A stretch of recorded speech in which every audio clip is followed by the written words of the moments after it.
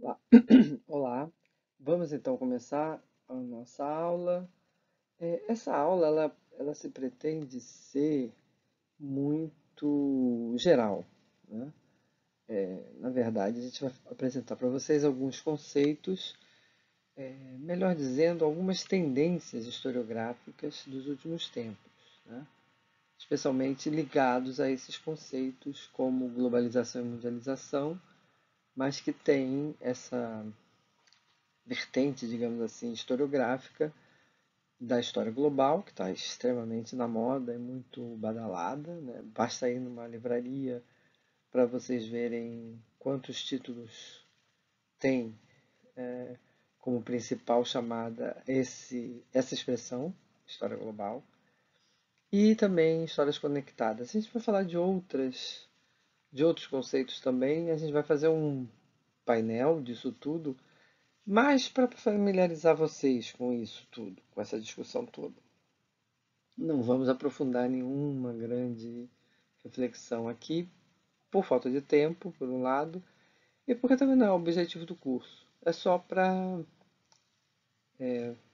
sensibilizar vocês dessas últimas e mais quentes discussões dos historiadores, né? O que os historiadores têm aproveitado de várias outras áreas que não a história e como se aplica isso, especialmente a história moderna, tá? Então é um painelzão sem pretensões de aprofundamento. Se vocês quiserem, no nosso encontro presencial, não é presencial, é síncrono, né? A gente pode tirar mais dúvidas e aprofundar algumas coisas. Mas agora eu só vou fazer mesmo uma grande geral na nossa, na nossa proposta aqui. Quando eu fiz o curso de História, lá nos anos 80, eu entrei no ano de 1981, no curso da UF, e me formei em 1985. Teve greve, por isso que a gente teve esse delayzinho de formatura, né? E eu me lembro que nunca li esse termo globalização na minha graduação. Hum, Simplesmente não era um termo. Aliás, o termo globalização não aparecia quase em lugar nenhum. Não que ele não existisse, já existia, algumas pessoas já se referiam, mas não era vulgarizado, especialmente na academia, né? O conceito mais perto de globalização que eu me lembro de ter experimentado como estudante nas escolas e de ouvir nos meios de informação, televisão, rádio, era o conceito de aldeia global, ou seja, que o mundo estava conectado, né, por uma nova rede, que a princípio era o rádio, né, e que a televisão então veio complementar com a imagem, não só apenas o som, e isso fazia com que nós pudéssemos assistir quase em tempo real, ainda não era CNN, é claro, na década de 80, mas quase em tempo real a gente tinha notícias muito próximas dos seus acontecimentos. Então essa ideia de mundo moderno, conectado, né, que tinha uma ligação global, que não era mais a aldeia, né, mas sim o mundo. E a ideia de aldeia global é bem bacana, porque mostra essa coisa do local e do geral, né? Mas, como eu já disse, nos anos 80 não era muito comum a gente encontrar o uso desse termo, pelo menos em história e historiografia, na escrita da história, né, na escrita dos historiadores sobre a história. É bem verdade que a partir de finais da década de 80 a gente começa a ouvir mais frequentemente esse termo, globalização, né? É claro que ele está muito associado ao avanço do neoliberalismo. O neoliberalismo ele se difunde a partir da década de 80 propriamente, né? E aposta muito nessa ideia de mundo globalizado, né?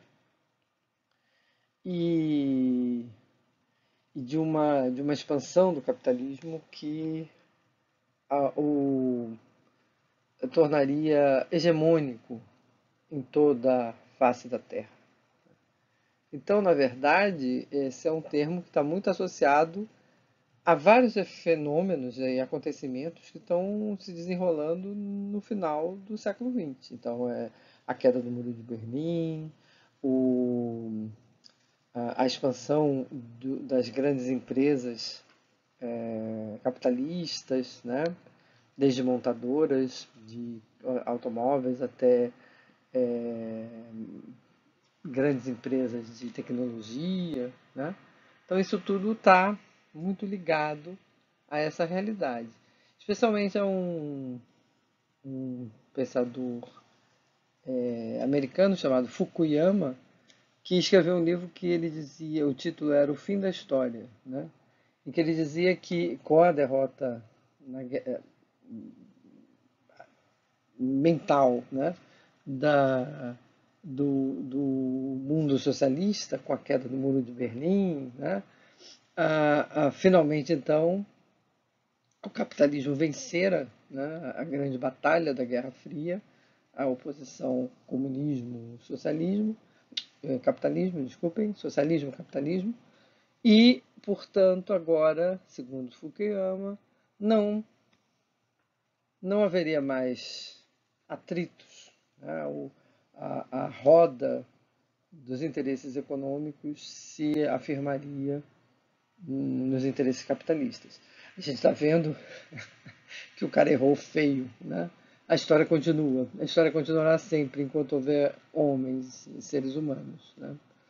E, na verdade, houve uma série de discussões. O grande opositor dessa tese do Fukuyama foi um escritor marxista chamado, um deles, né, que mais discutiu com Fukuyama foi o Perry Anderson, que vocês conhecem de outros textos, né?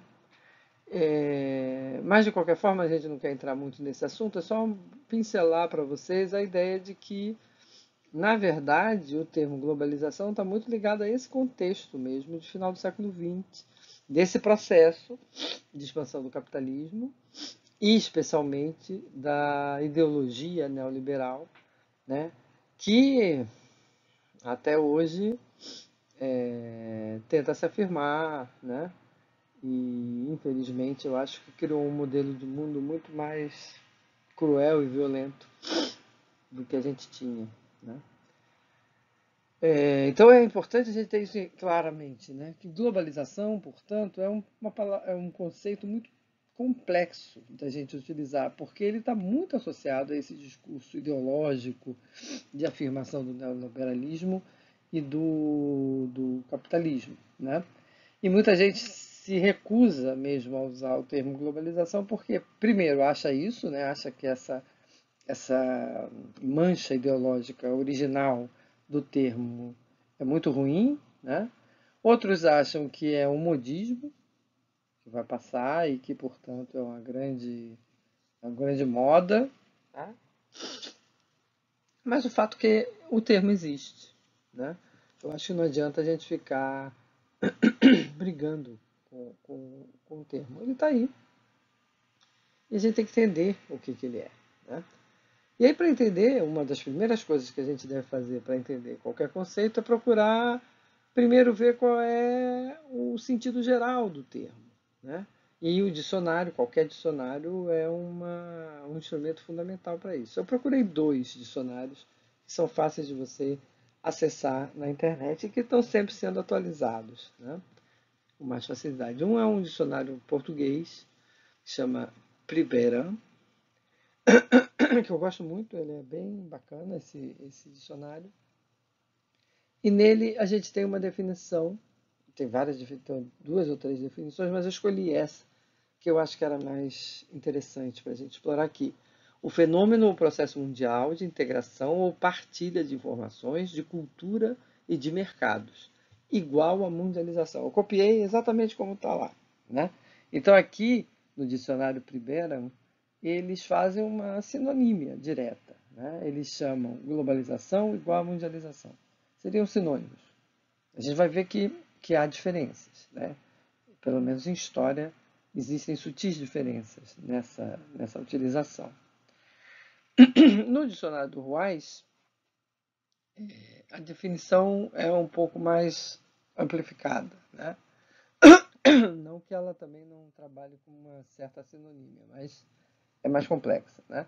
Processo que ocasiona uma integração ou ligação estreita entre economias e mercados em diferentes países, resultando na quebra das fronteiras entre eles. Por extensão, âmbito atual da economia mundial, em que companhias podem trabalhar de maneira simultânea em vários países, buscando custos menores e benefícios fiscais. Então, vocês estão vendo que nessa explicação do Wise, ele está muito colado com a ideia do neoliberalismo e da expansão capitalista dos últimos anos do século XX e início do século XXI.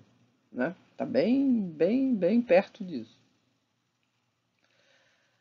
Por outro lado, os historiadores de história moderna, alguns historiadores de história moderna, foram se apropriando do termo. Né? E ao se apropriar do termo, eles aplicaram o termo justamente a um fenômeno que é fundamental para a história moderna, que é o da interligação dos continentes com a expansão marítima ou expansão oceânica, como a gente já usou aqui a expressão. Né? Então, para os historiadores, muitos historiadores, não todos, muita gente continua usando apenas expansão marítima ou então expansão oceânica, quando quer ser mais moderninho, mas que não gosta de usar o termo globalização. Né? Mas alguns historiadores usam, vocês vão encontrar na vida de vocês, provavelmente várias vezes, esse termo sendo usado como, inclusive, chamado de primeira globalização. Né? Isso cria um problema também interessante, porque alguns historiadores de história antiga não gostam de que os historiadores de história moderna digam que a expansão marítima foi a primeira globalização. Eles costumam brincar não, eles costumam falar com uma certa impaciência, que a primeira globalização, na verdade, teria sido feita, por exemplo, pelo Império Romano. No globo possível, que era o globo da antiguidade, ou seja, era um império que interligava a Europa, a África, uma parte do Oriente Próximo, né? E que de alguma forma se conectava numa longa distância com a China através da Rota da Seda. Né? Então, para esses historiadores de história antiga, usar o termo primeira globalização para a expansão marítima é um pouco ofensivo. Por exemplo, uma vez eu falei isso numa reunião, você estava fazendo, acho que eram os pontos do concurso de História Moderna, e eu falei, vai ali, primeira globalização. E a professora Nolita, que é de antiga, quicou na mesma hora, deu um pulo na minha jugular, e eu tive que, sim, claro, óbvio. Então tá, põe só a globalização da época moderna. E contornei o mal-estar. Né? Então, de qualquer forma, eu acho que é meio óbvio, né, que o que os historiadores que usam o termo globalização para a história moderna querem dizer é que pela primeira vez na história, vários continentes, inclusive um que nem sequer era conhecido, a América, né, passaram a se comunicar por via marítima, e que isso era uma grande novidade. Né? Então, essa é uma maneira de usar o termo globalização. E a gente vai ver que muitos historiadores vão, por causa do peso negativo que o termo globalização tem, eles vão migrar para a mundialização. Mas isso a gente fala já já. Só para vocês terem uma ideia de que isso não é ponto pacífico. Né? Falar de primeira globalização ou de globalização na época moderna sempre pode causar um grande ruído e um grande debate na comunicação. Né? Uma coisa que eu queria também lembrar é que muitos outros estudiosos de outras áreas, eles colam mesmo nesse sentido que a gente viu aí no, do Ruais, né? Que na verdade a globalização é um processo de afirmação do capitalismo, né? É uma fase de afirmação do capitalismo do século XX e geógrafos gostam muito de defender essa posição, né? O curioso é que o termo globalização, ele é, como eu disse, relativamente novo, né? Se a gente pensar em termos mais genéricos sobre história, mas a ideia não, a ideia é mais antiga, né? Existe um outro conceito antes de ser divulgado esse da globalização, que era um conceito chamado Sistema Mundo. Foi um conceito criado por Fernand Braudel. Você já deve conhecer o Braudel de outras aulas, especialmente da questão da divisão do tempo, né? O tempo longo, a longa duração, o tempo curto, a curta duração, e o tempo brevíssimo, que é a história evenementielle, né? Que não tem nenhuma palavra em português para a gente traduzir exatamente, mas alguns falam a história do cotidiano, alguma coisa assim. O Brodel e outros historiadores e economistas pegaram esse conceito e aprofundaram, como o Immanuel Wallenstein, o Giovanni Arrighi, o Samir Amin, são pessoas que se apropriaram desse conceito proposto por Fernand Brodel e vão radicalizar nisso, né? E o que esses autores, de uma maneira geral, bem superficialmente falando, queriam dizer quando usavam esse conceito sistema-mundo, né? Para eles, o sistema-mundo era essa. Aí voltamos àquela ideia de que o capitalismo está se expandindo, né? E está se modificando. E a ideia de que havia uma divisão internacional do trabalho, ou seja, algumas regiões centrais e periféricas se conectavam, né? E necessariamente as periféricas eram subdesenvolvidas, as centrais eram muito mais desenvolvidas, e aí nessa correlação de forças se dividia o processo produtivo em várias áreas, em vários setores, em várias partes, né?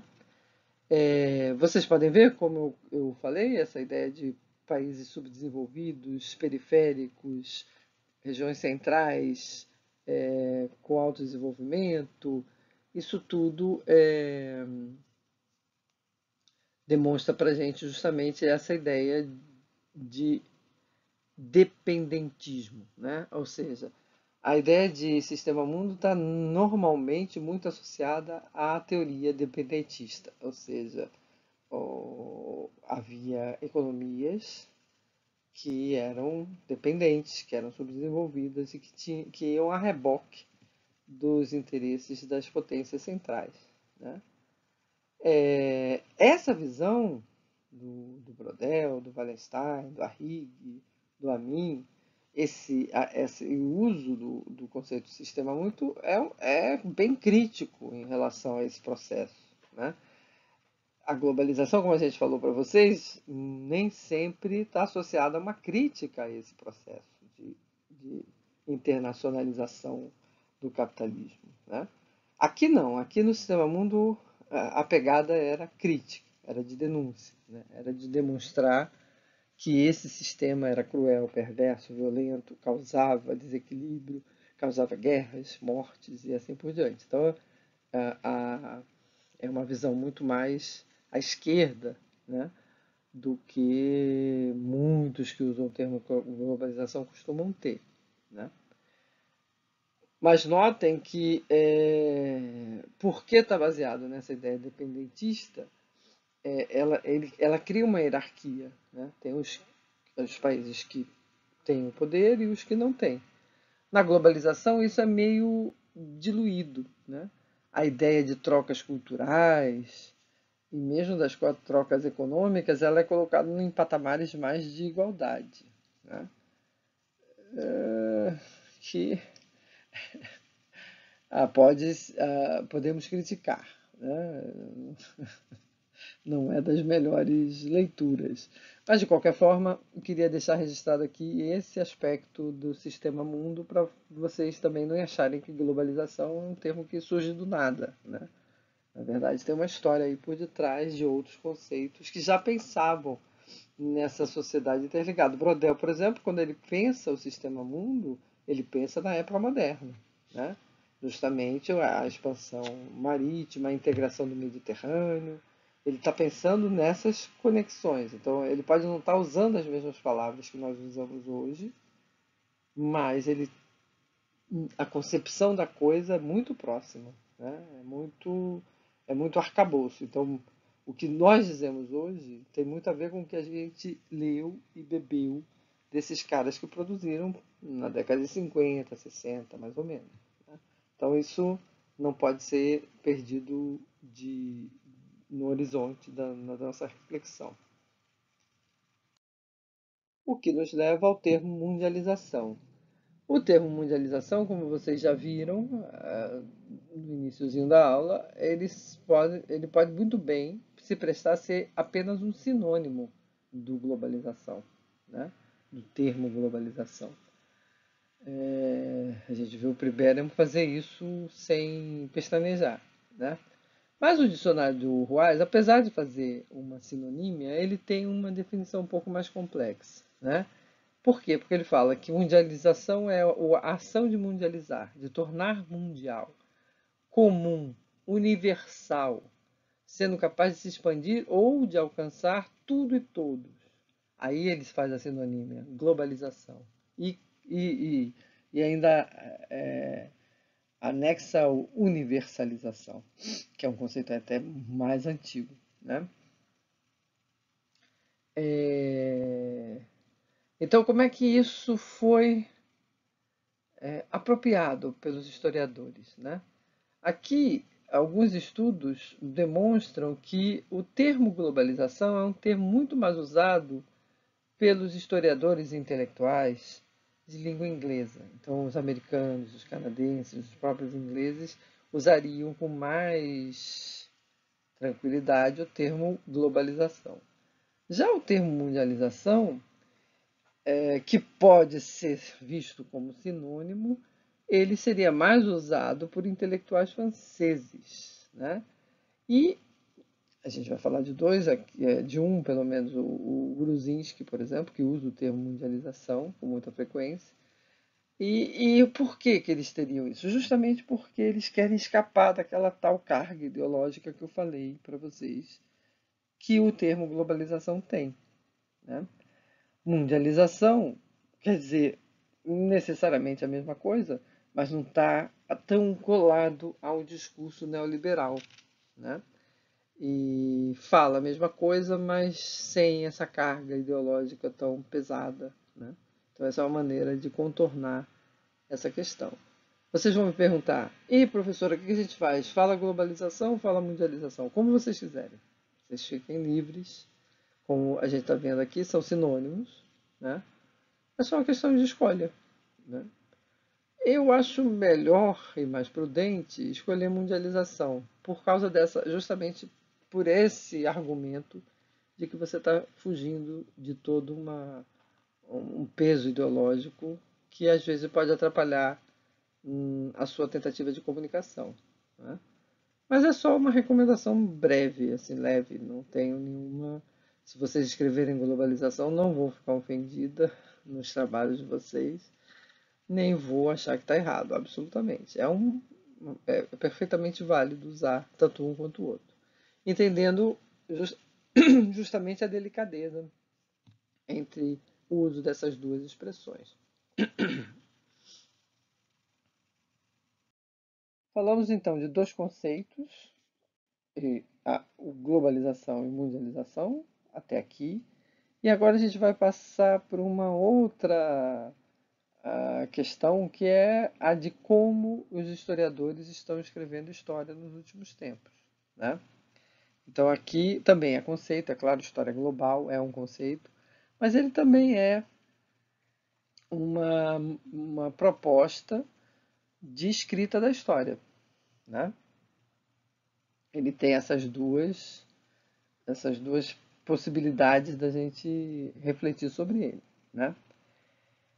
Eu peguei aqui uma definição, não tinha no dicionário, porque história global é um termo composto e que os dicionários não dão conta dele, né? Mas o Google, que faz às vezes de dicionário para gente em muitas coisas, como diz o... Ai Deus, que estou vendo a cara dele e não, não lembro do nome. Credo, que horror. Ah, meu Deus do céu, o homem que escreveu o Queijo e os Vermes. Ginsburg. Nada como falar o livro para lembrar do autor.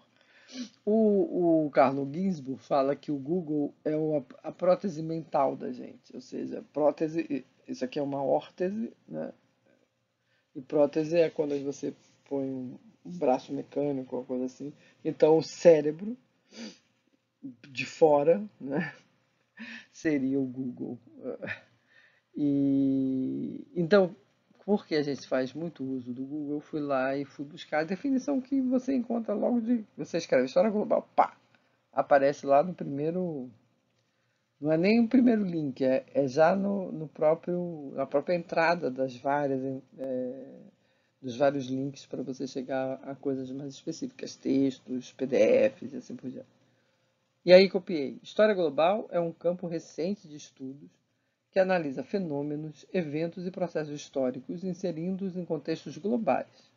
Surgiu no fim do século XX, em meio aos debates sobre globalização e às críticas acadêmicas voltadas às histórias nacionais e ao eurocentrismo presente na historiografia. Tá?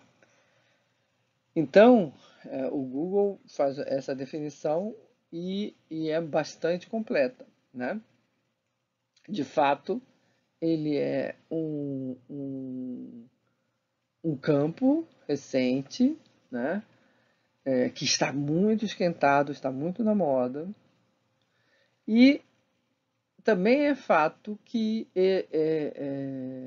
muita gente que escreve sobre história global está tentando fugir das histórias nacionais, nacionalistas, e também de um padrão de história nacional, nacionalista, voltado para a visão europeia.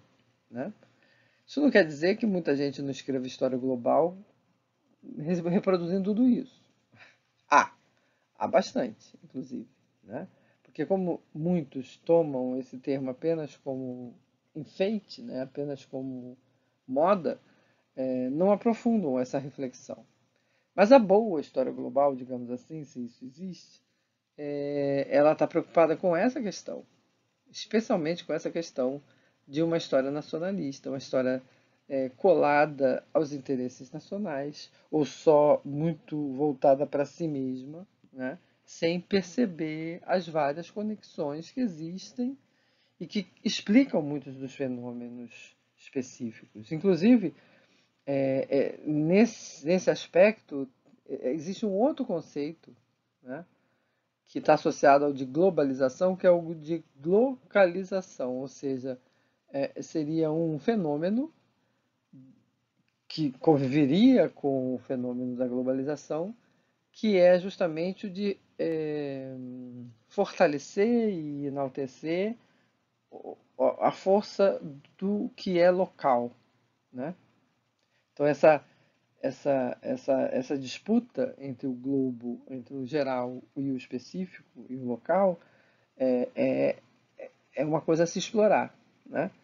Eu acho que não precisa ser antagônica. Acho que a gente pode juntar essas duas coisas. Né? Você pode entender no local muitas das tensões que são globais. Né? Por exemplo, tem um pessoal de história moderna que trabalha na UFRJ, que trabalha com escravidão, né? Com tráfico de escravo, o Manolo Florentino, que infelizmente faleceu, o Guedes, o João Fragoso. Tem um grupo de historiadores muito interessantes que estudam, por exemplo, a questão do tráfico a partir do Rio de Janeiro, né? E conseguem entender e explicar de uma maneira muito convincente, né, as ramificações que existiam nesse grande comércio de homens, né, escravizados entre a África, a América, as Américas, né, e a própria Europa. Então, pensar o Rio de Janeiro dentro dessa lógica geral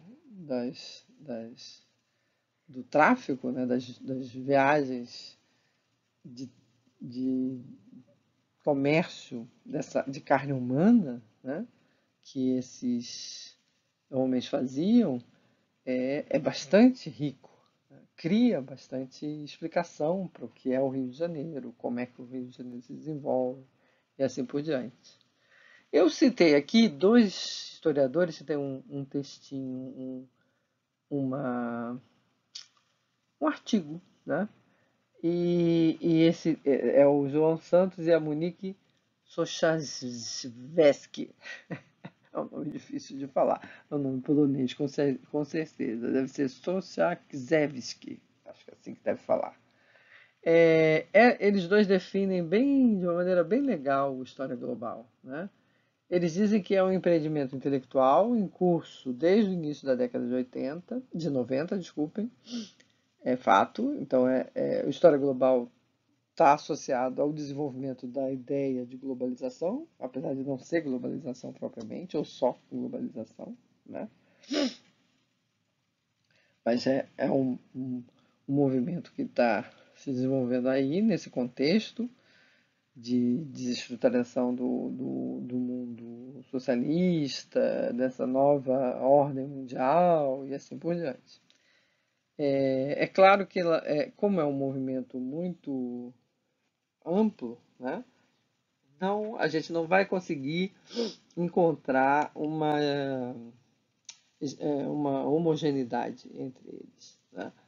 Mas, de uma maneira geral, a gente pode dizer que eles estão preocupados, ou seja, as várias abordagens e correntes historiográficas relacionadas a essa ideia de história global, eles trabalham com muitas ideias interessantes, como, por exemplo, perceber as histórias conectadas, as histórias cruzadas, a história transnacional para extrapolar o elemento nacional, a história comparada, comparar regiões diferentes e ver semelhanças e diferenças. A própria história global, mundial, ou seja, eles tentam, a partir de uma série de abordagens e também até, a gente pode dizer,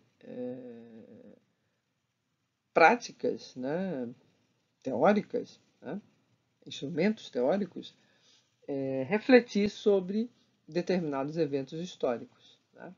É muito trabalhoso, não é uma coisa fácil de se fazer, né.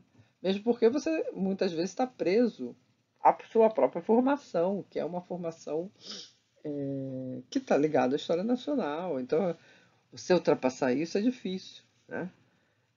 Muitas vezes, mas e precisa juntar muita coisa para você fazer isso. Então, eu acho que é um caminho interessante porque, como é muita coisa, uma pessoa só fazer, em geral, não dá conta, né? Com exceções, é claro, dos gênios. E esses conseguem dar conta desse tipo de proposta. Mas nós, as pessoas normais, a gente vai precisar uns dos outros.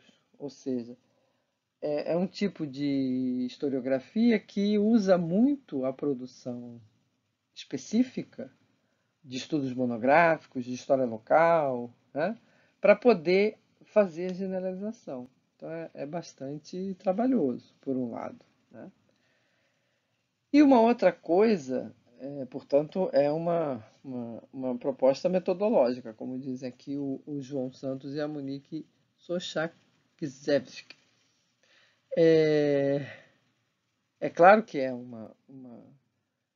por trás disso tem uma metodologia, um método de trabalho, né?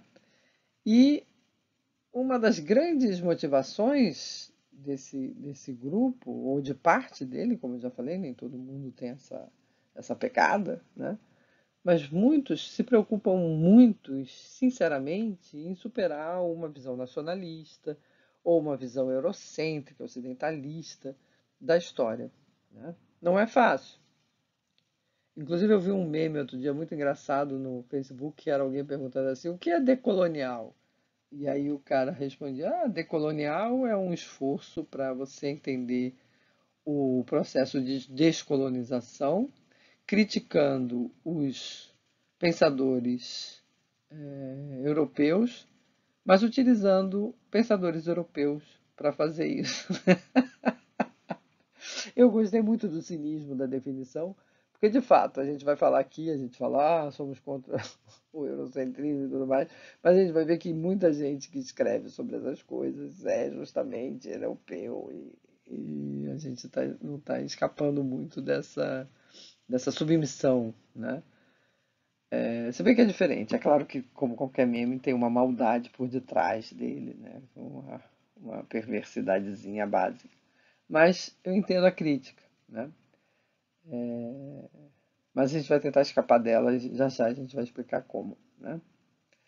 Então, para esses autores, praticar uma história global, ela precisa de muitos cuidados metodológicos, muito investimento intelectual.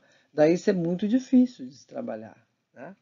Mas que isso tem sido uma meta procurada por muita gente, inclusive aqui no Brasil, né? Começa a haver uma tentativa, um esforço de se procurar fazer uma história global, né?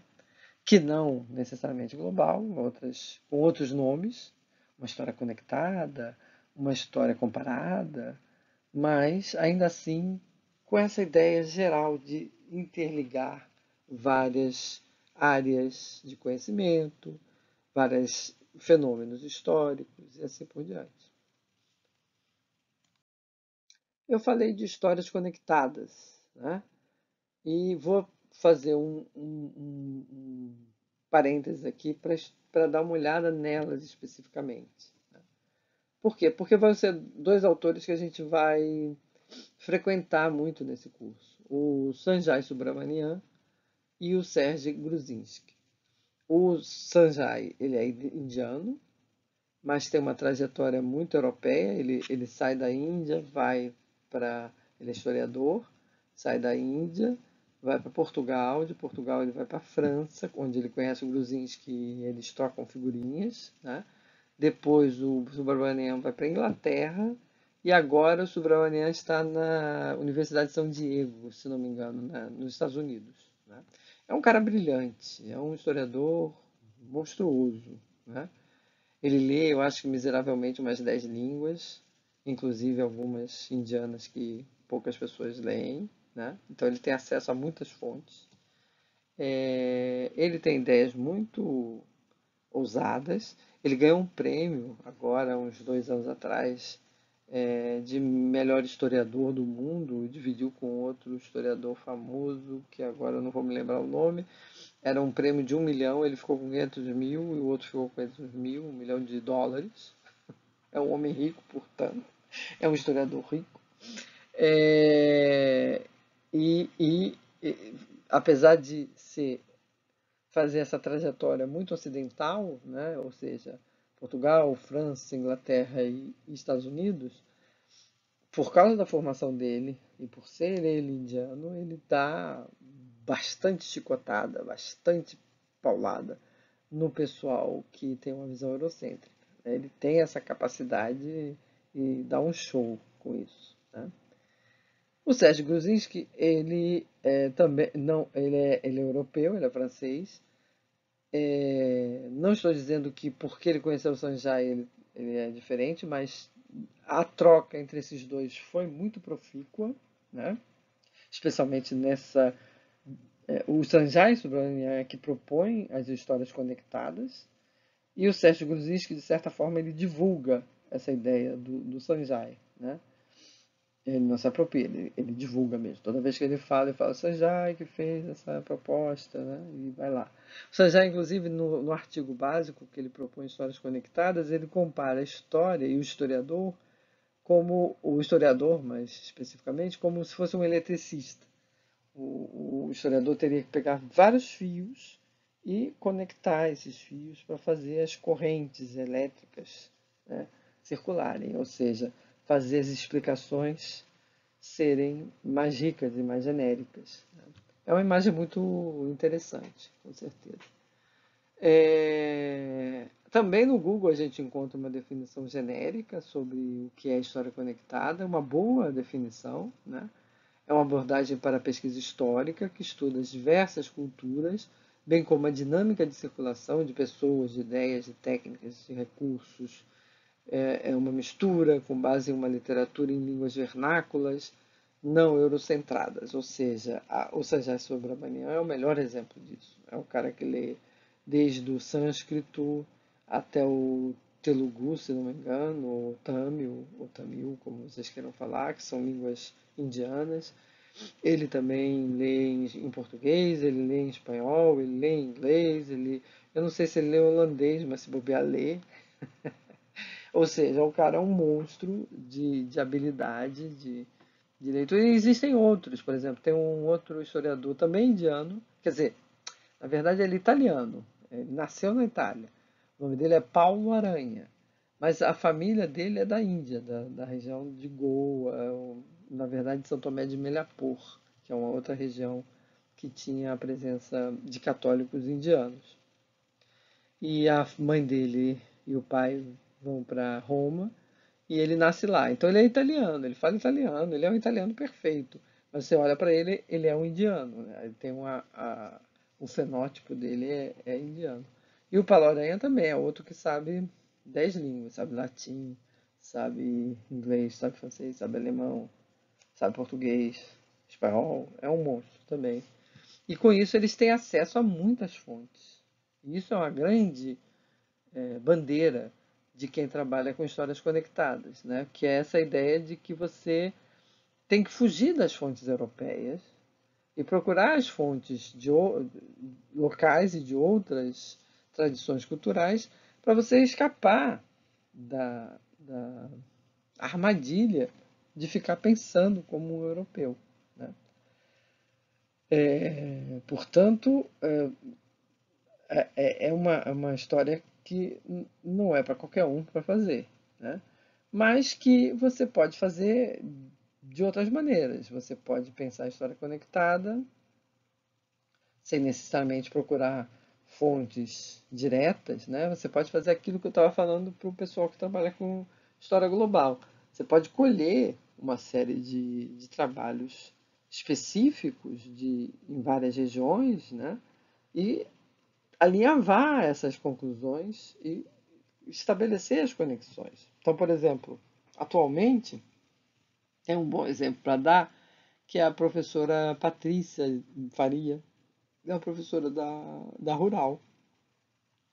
Ela está trabalhando com uma questão muito interessante, que é ver a questão da escravidão, da circulação de pessoas escravizadas no Império Português Oriental, ou seja, escravos de origem chinesa, de origem indiana, de origem filipina, de origem indonésia e até japonesa, né? Como é que esses homens que eram capturados nessa rede comercial que existia lá no Oriente, e como é que esses homens eram levados para vários pontos do Império Português, até mesmo para Lisboa, né? Até mesmo para a capital desse grande complexo, né? E ela trabalha justamente com isso, ela junta vários trabalhos de várias pessoas e ela vai fazendo uma conexão, né? Fora as fontes que ela trabalha também, especialmente com as fontes inquisitoriais, né? Que são fontes europeias, mas ela tem esse crivo para fazer essa crítica, né? Então, aí ela junta essa rede de circulação de homens, né? Não livres, de homens escravizados, e pode haver uma interlocução com o pessoal que estuda a circulação de homens não livres, escravizados no Atlântico, né? Da África para a América. Então é bastante interessante perceber que existem esses caras estudando. Tem um outro cara muito interessante, que agora eu não vou lembrar o nome dele, desculpem, mas se vocês quiserem ver, a gente tem um canal do YouTube, um grupo que eu faço parte, chama Visões da Ásia. É só procurar no YouTube e escrever Visões da Ásia. Vocês vão chegar lá com certeza no canal do grupo. E existem vários. A gente faz um evento por mês. Já tem uns 2 anos que a gente faz isso. E tem lá um professor que ele é, se não me engano, mexicano. Ele trabalha nas Filipinas, ou trabalhou nas Filipinas e agora trabalha na China. E ele estuda justamente as rotas comerciais que interligam a América, a Ásia e a Europa. É uma coisa fantástica o trabalho dele, né? O nome dele, me lembrei agora, é Quatemoc. O sobrenome não vou lembrar, mas o nome é Quatemoc. E se vocês quiserem dar uma pesquisadinha, que vocês chegam lá nessa apresentação. Está gravado, é só ir lá e procurar. Ou seja, é uma história muito interessante, mas o sujeito para fazer essa história ele tem que ter bala na agulha, né? Ou então ter uma boa rede de colegas trabalhando cada um pedacinho para depois todo mundo juntar. Essa é uma outra maneira também de se trabalhar com esse tipo de produção, né? É como eu disse, tem os caras que são geniais, como Sanjay Subramanian, como Paulo Aranha e outros, mas as pessoas normais, que não vão dar conta de fazer isso sozinha, estabelecem redes, né? E a partir dessas redes fazem trabalhos em conjunto, em comunidade, né? E a grande preocupação é justamente isso, é fugir de uma visão eurocêntrica, por um lado, é enriquecer o nosso olhar sobre os fenômenos históricos, perceber esses fenômenos de uma forma dinâmica, perceber esses fenômenos como é fundamental entender a circulação que advém desse processo, né? E aí a circulação é de tudo, gente, até de alimentos, né? De frutas,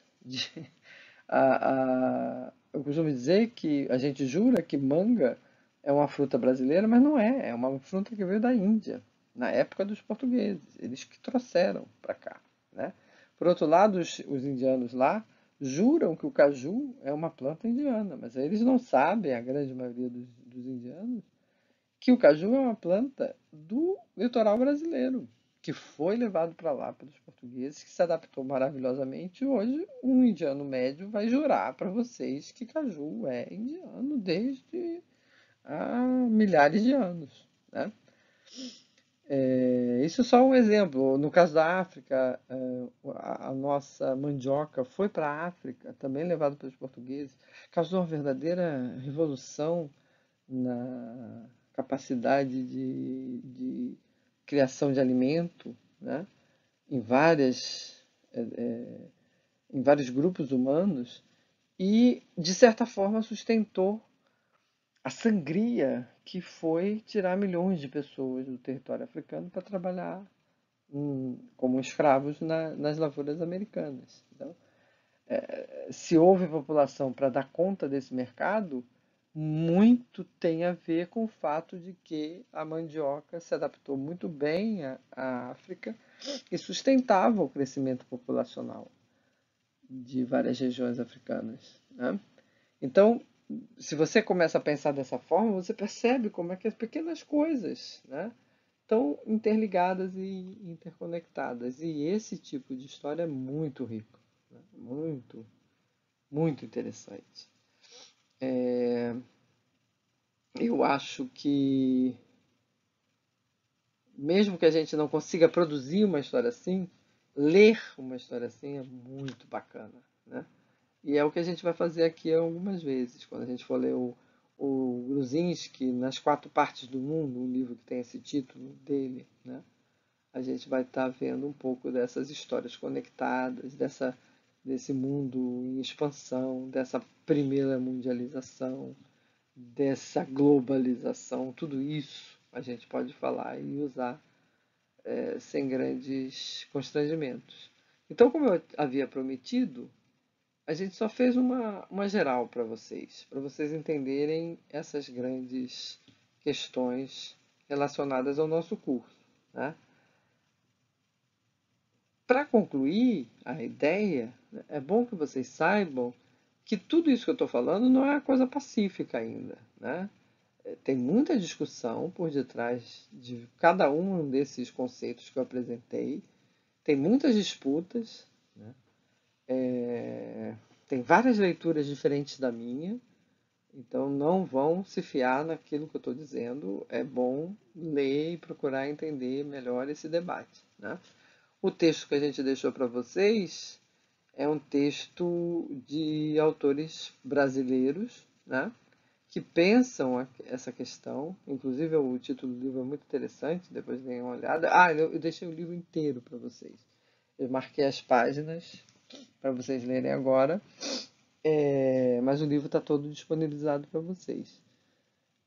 Por quê? Também porque depois a gente vai pedir para vocês lerem outros capítulos que são interessantes, tá? Mas por enquanto só as páginas que eu pedi lá no AVA, por favor, leiam, porque muitas dessas questões que a gente está apresentando aqui vão aparecer lá no texto e na quarta-feira, quando a gente se encontra, a gente pode conversar sobre elas, tá bem? Muito obrigado, desculpe aqui, eu acho que demorei 50 minutos, mas tá bom, tá medida certa. Até quarta então.